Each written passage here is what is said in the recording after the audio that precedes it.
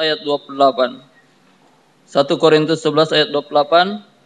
Karena itu hendaklah tiap-tiap orang menguji dirinya sendiri, dan baru sesudah itu ia makan roti dan minum dari cawan itu.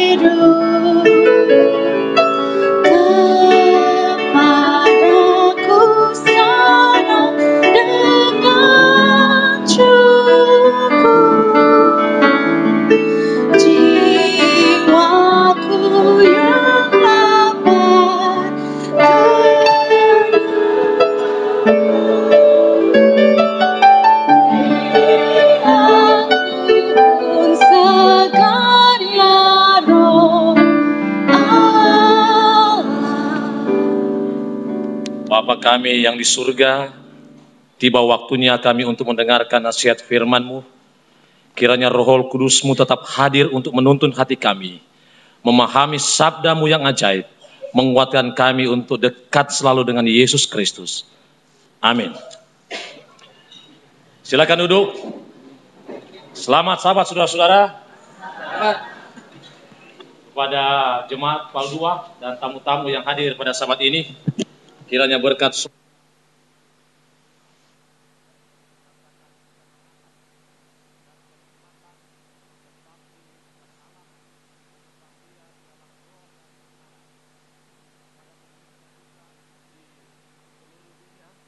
yang sedang menyaksikan live streaming. Anda boleh ikuti ibadah setiap Sabat dari jemaat PAL 2, dan pada tanggal 7 sampai 13 Oktober, jemaat PAL 2 akan melaksanakan ibadah pelayanan kebaktian dan rohani di Manado, Philippines, yang akan disiarkan juga secara streaming ke seluruh di Indonesia dan ke seluruh dunia. Di mana saudara bisa jangkau siaran ini, mari kita saksikan lewat website www.justin.tv, Lani Manaronsong.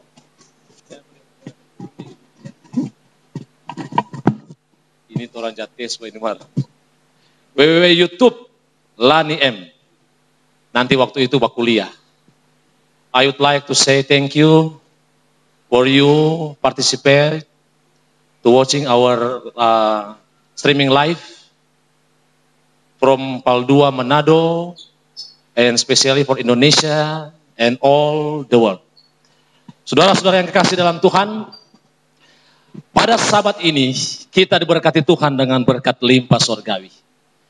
Kita merasakan kehangatan dan kenikmatan untuk menyembah Tuhan di dalam roh dan kebenaran. Itu sebabnya pada Sabat ini kita berada di rumah Tuhan untuk menyaksikan keajaiban Tuhan yang berlaku bagi kita. Ketika kita tidur malam hari, kita tidak tahu apa yang terjadi tadi malam. Pada waktu kita bangun, inilah keajaiban yang kita rasakan. Oh, ada bangun kote. Itu tuh berkat Tuhan yang limpah. Dr. Mambu bilang, orang tidur itu belajar mati. Syukur kita bangun. Tapi kalau tidak bangun, serahkan kepada Tuhan segenap hidup dan beban kita. Terima kasih owner MGP Cik Mei yang telah memberikan kesempatan untuk jemaat PAL 2 gunakan gedung itu. Dan kita bersyukur juga karena kita menikmati berkat Tuhan. Dan semua yang berpartisipasi, baik seksi dana dan jemaat yang sudah mengumpulkan berbagai dana yang sudah diterima oleh bendahara, itu adalah berkat yang Tuhan berikan di tengah-tengah pelayanan saudara dan saya. Pada Sabat ini saudara-saudara yang kekasih dalam Tuhan, saya ambil topik untuk pembahasan firman Tuhan dalam perjamuan kudus ini. Nilai tertinggi. Siapa saja manusia yang hidup di dunia ini tentunya ingin nilai tertinggi. Good value. Anak kecil, kalau dia duduk di bangku sekolah, ketika guru memberikan ujian, Dia suka nilai yang tinggi. Sebagai pelayan Tuhan, dalam pelayanan di jemaat dan juga di kantor apa saja, mereka inginkan supaya mendapat nilai yang tertinggi. Semua manusia ingin nilai tertinggi itu. Anak kecil, pejabat, baik pemerintah, pejabat gereja dan sosial lainnya, ingin supaya dia mendapatkan nilai tertinggi. Ayat tema 1 Korintus 11 ayat 28. Karena itu, kata Tuhan, hendaklah tiap-tiap orang menguji dirinya sendiri, dan baru sesudah itu ia makan dan minum dari cawan ini. Jadi nilai tertinggi itu yang saudara akan terima ketika saudara mengikuti ujian. Saudara Sarmita ketika dia ikut ujian program magisternya, ada yang katakan kepada saya, dia mendapat nilai tertinggi untuk akademiknya. Puji Tuhan. Semua orang dalam hati dan kehidupannya ketika dia berusaha, dia inginkan supaya dia mendapat nilai yang tertinggi. Itu sebabnya Paulus katakan, karena itu hendaklah tiap-tiap orang menguji dirinya sendiri baru sesudah itu ia makan dan minum dari cawan ini. Apa makna yang hakiki tentang perjamuan kudus? Melayani itu satu kata yang istimewa.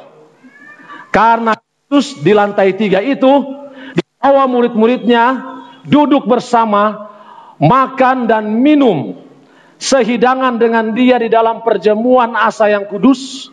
Tempat itu disterilkan dengan tujuan supaya mereka boleh melayani Tuhan dengan sepenuh hati. Dan ujian itu datang kepada ke-12 murid pada waktu itu. Dia buat statement, aku datang bukan untuk dilayani, melainkan untuk melayani. Kata-kata ini diucapkan kepada para murid. Yesus ingin tahu apa respons mereka terhadap apa yang mereka rasakan dan nikmati selama bersama-sama dengan Yesus di atas dunia ini. Itu sebabnya perjamuan kudus yang kita laksanakan saat ini tertinggi nilainya, karena kita bersama-sama dengan Tuhan dalam proses pelayanan untuk kita nikmati dan rasakan di dalam Yesus Kristus. Itu sebabnya ketika kita melayani orang lain, saudara pikir, melayani oma-oma ada nilai apa? Melayani istri, melayani anak ada nilai apa? Nilai yang tertinggi kalau kita bangun satu tatanan di atas dunia ini untuk melayani orang lain dengan sukacita, dan kita melayani orang lain dengan dharma bakti tanpa pamrih, itulah pelayanan yang terbaik. Yesus sudah tunjukkan supaya kita boleh nikmati berkat itu di dalam kehidupan kita di atas dunia ini. Dalam buku Fundamental Beliefs halaman 15 disebutkan di sana, perjamuan Tuhan adalah satu partisipasi dalam perlambangan tubuh dan darah Yesus sebagai satu pernyataan iman di dalam Dia. Kita ikut perjamuan kudus ini tidak asal-asal, karena kita mau berkomitmen kepada Yesus untuk memahami kematiannya melalui pengorbanannya di atas kayu salib. Tuhan dan Juru Selamat kita dalam pengalaman perjamuan ini, Dia hadir, Kristus hadir untuk bertemu dan menguatkan umatnya. Kalau saja mata kita dicelekkan, kita akan melihat bahwa Kristus melalui pasukannya, para malaikat hadir dan dekat di sisi kita semua. Jika kita turut serta, maka kita dengan gembira akan memberitahukan kematian Kristus sampai ikhwal kedatangannya kedua kali. Kalau saja perjamuan kudus ini kita maknai di dalam kehidupan rohani kita, maka prinsip hidup kita akan berubah. Damai sejahtera akan menjadi bagian kita, dan kita akan rasakan kehangatan bersama dengan Tuhan, dan kita tetap merindukan kedatangannya. Itu sebabnya kita mengikuti perjamuan yang kudus. Guru besar itu mentahbiskan upacara pembasuhan kaki untuk menyatakan pembaruan kembali hidup, untuk menyatakan kerelaannya melayani satu dengan yang lain. Saudara-saudara di Timur Tengah, orang biasa kan debu di jalan. Mana ada orang suka mau cuci kaki. Apalagi kalau dia dorang peslop, nggak sana nggak cepat tuh, cako-cako itu. Jadi ketika mereka berjalan, pasti debu ada. Yesus mau lihat tindakan proaktif dari para murid, apakah mereka respons terhadap pelayanan yang Yesus telah ajarkan kepada mereka atau tidak. Itu sebabnya guru besar, dia memberikan contoh yang positif dalam pelayanan ini. Dalam bentuk kerendahan hati, seperti yang diperlihatkan Kristus serta menyatukan hati kita dalam kasih. Perjamuan kudus terbuka bagi semua orang Kristen yang beriman. Ada yang bilang boleh ikut perjamuan kudus? Boleh, tapi beriman kepada Yesus Kristus. Kalau saudara ikut perjamuan kudus, kena mengerti hakikat perjamuan kudus, sama ada yang tidak ada manfaat. Tapi saya yakin saudara yang hadir pada sabat ini di ruangan ini tahu hakikat perjamuan kudus itu. Sehingga itu boleh kita maknai di dalam kehidupan kita sebagai orang Kristen yang berimankan kepada Yesus Kristus. Ada 3 hal atau 3 berkat yang kita dapatkan ketika kita mengikuti ibadah perjamuan kudus. Persiapan untuk perjamuan kudus itu menyangkut 1. Pemeriksaan diri. Correct yourself. Lihat diri kita. Saya pendeta, lihat diri saya. Ketua-ketua jemaat, lihat diri mereka. Para diaken, lihat diri mereka. Apakah dalam diri ini ada pertobatan yang sejati, pengakuan dosa secara permanen pribadi kepada Tuhan. Kalau saudara masuk di tempat ini mengikuti perjamuan kudus, kita harus berbisik kepada Tuhan supaya dosa kita diampuni olehnya. Ada berkat terangkat 3 yang kita akan praktekkan pada sabat ini. Pertama, makan roti. Murid-murid bilang, Tuhan, mau makan bagaimana ini? Tidak mau kenyang. Mereka tidak dapat memaknai arti dari roti itu. Itu sebabnya Yesus katakan statement ini. Inilah tubuhku yang diserahkan bagi kamu. Perbuatlah ini menjadi peringatan akan daku. Apa maksud ini? Kata Petrus. Dia belum tahu yang mau terjadi kepada Yesus. Statement ini Yesus katakan supaya Petrus berpaling imannya yang permanen kepada Yesus. Sehingga pada waktu dia mengatakan statement bahwa Tuhan tidak akan meninggalkan Tuhannya, itu memang permanen. Tapi apa yang terjadi kalau cuma ungkapan kata dari hati orang berdosa yang tidak menyerahkan diri kepada Tuhan? Ketika Yesus tersalib, tubuhnya terpalang di Golgota, ada anak kecil yang mengikuti Petrus saat Yesus mau dibawa. Dia takut kedaulatan anak Allah. Bahkan dia katakan, aku tidak mengenal dia. Saudaraku yang kekasih dalam Tuhan, banyak orang Kristen termasuk saya dan saudara, ketika kita sudah mengakui Yesus sebagai juru selamat pribadi, bersama-sama dengan Yesus siang dan malam, ketika kita menghadapi maut, ketika kita menghadapi pencobaan apa saja, orang bertanya untuk menyisihkan reputasi kita, jabatan kita, kita akan katakan, aku tidak mengenal dia. Ini yang bahaya dalam kehidupan kita. Cawan ini meminum air anggur. Cawan ini adalah perjanjian baru yang dimeteraikan oleh darahku. Perbuatlah ini setiap kali kamu meminumnya menjadi peringatan akan aku. Minum anggur memang sedap.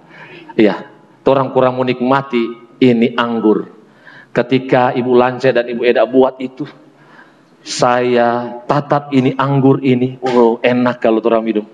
Ketika kita merefleksikan diri kita untuk melihat kembali 2000 tahun lalu ketika Yesus buat statement ini cawan kepedihan bagi dia. Anak Allah yang tidak berdosa akan mati karena dosa kita. Kalau saja itu cuma bilang, ya yang penting so minum. Satu sabat ini kan sabat gembira, kita datang di rumah Tuhan mau minum air anggur murni. Itu bukan prinsip yang hakiki dalam kehidupan kita. Tapi kita merefleksikan tentang kematian Yesus saat kita minum air anggur murni ini. Kita akan dapat melihat inilah Tuhan yang telah berkorban untuk kita, mengganti basuhan kaki.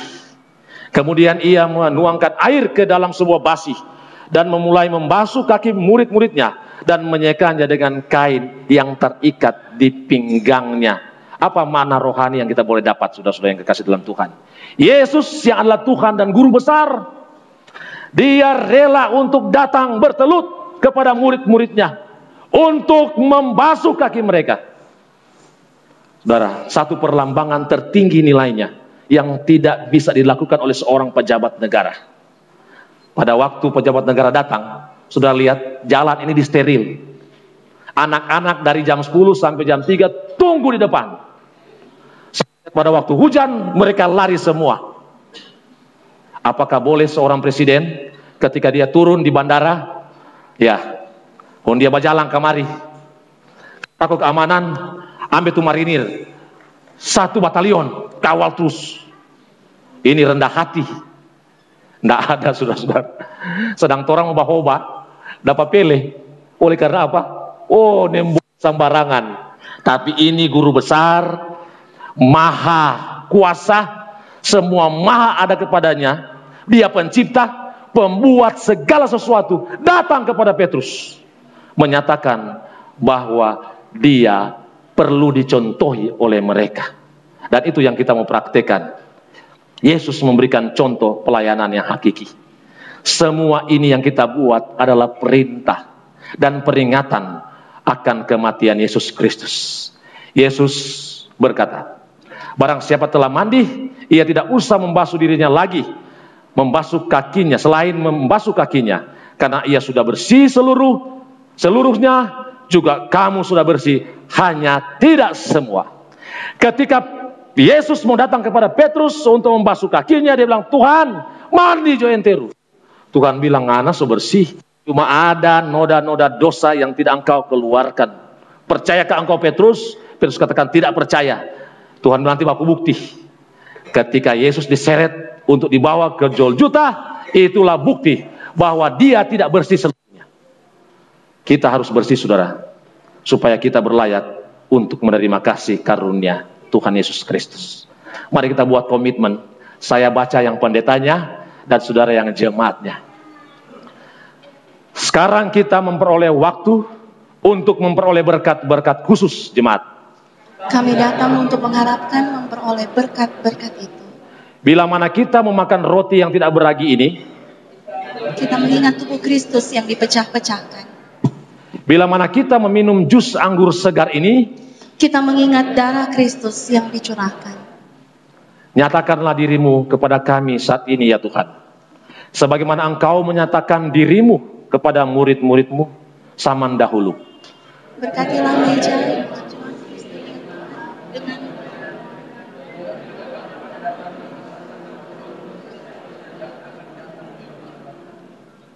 sama-sama. Datanglah ya Tuhan Yesus, karena kami semua yang hadir saat ini siap untuk menunggu kedatangan Tuhan. Ini adalah nilai tertinggi bagi umat Tuhan yang hadir saat ini. Kita diberikan pemahaman yang hakiki dari Yesus Kristus untuk mengikuti ibadah perjamuan kudus ini. Membasuh kaki yang adalah lambang dari kerendahan hati yang tertinggi nilainya. Tidak ada yang dapat buat itu selain memaknai itu pada hari Sabat ini melalui kita membasuh kaki dengan satu dan yang lain. Yang kedua, kita makan roti perjamuan, menandakan bahwa kita juga berpartisipasi dalam pengorbanan Yesus Kristus di atas kayu salib. Kita minum air anggur, memberikan kepada kita pemahaman supaya kita tetap mengingat akan pengorbanan Yesus sampai Ia datang pada kali yang kedua. Yohanes 13 ayat 14. Jadi jikalau aku membasuh kakimu, aku yang adalah Tuhan dan gurumu, maka kamu pun wajib saling membasuh kakimu. Nilai tertinggi, satu bentuk pelayanan yang tertinggi nilai bagi pelayanan pekerjaan Tuhan sampai kedatangannya pada kali yang kedua. Yesus Kristus kiranya memberkati kita semua. Saya bawa dalam nama Yesus. Amin.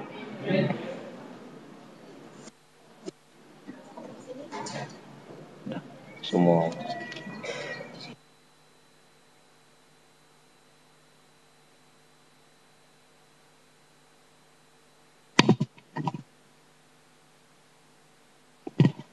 Baik saudara-saudara, ini adalah waktunya bagi kita untuk saling melayani dengan mencuci kaki. Tapi sebelum kita keluar, mari kita bertemu satu dengan yang lain, saling berjabat tangan, memohon maaf kepada anak-anak. Mari cari orang tua, kemudian meminta maaf, dan juga suami dan istri kepada kita sesama anggota jemaat. Mungkin ada kesalahan yang telah kita perbuat, yang dengan tidak sengaja telah menyakiti hati sesama kita di jemaat. Mari kita saling memaafkan, agar supaya ibadah perjamuan kudus sebentar boleh menjadi berkat dan bukan menjadi kutuk.